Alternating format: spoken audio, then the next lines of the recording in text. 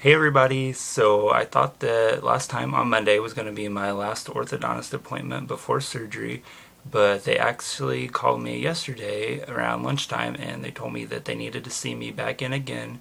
I guess there was some distortion on the impression that they took on my lower jaw, so they wanted me to come back in. So I went back in first thing this morning and they had to just redo the impression on my lower jaw, so they had to clip all the wire ties on my bottom brackets, and then they took my wire out, and so then we had to do the impressions again, which that was pretty easy. I've had like four of them now since July, so I told them I'm becoming a pro at it. I've been doing it so much, but so that was easy. And then they took me back to the other chair and they put my wire back in and they put the wire ties back on, and it was pretty simple.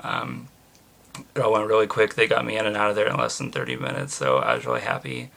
And yeah, it was a pretty simple appointment. I was a little bit surprised that I had to go back, but yeah, no big deal. So I got that taken care of, and I guess there was a little bit of distortion on my very back molars in the impressions that they took, and since they didn't turn out quite perfect, they wanted to redo them because they said that since I'm going to be wearing a splint, they really needed to have detailed impressions. And so yeah, it was definitely necessary. So I was more than happy to go back in and get that taken care of.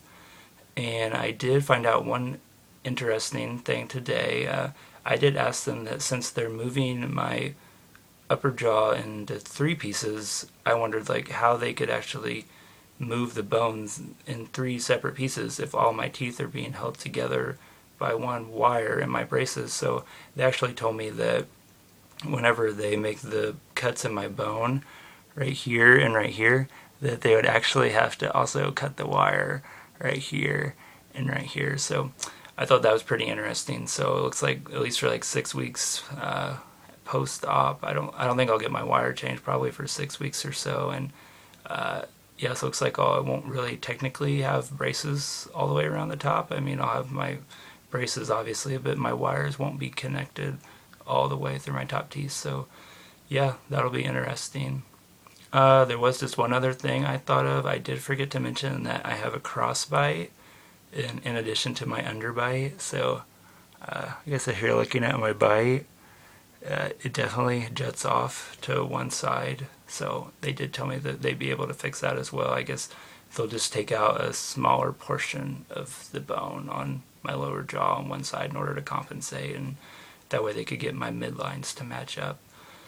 So yeah, I think that's all I have for right now. I have been thinking, and I think I'm going to do a video just talking about some of the supplies that I've been getting for jaw surgery in preparation, just kind of based upon things I thought of and then things I've gathered from other videos that I've watched. And yeah, I just wanted to let everybody know what I've been buying in preparation for jaw surgery. And yeah, I think that's all I have for now, so check back later. Thanks.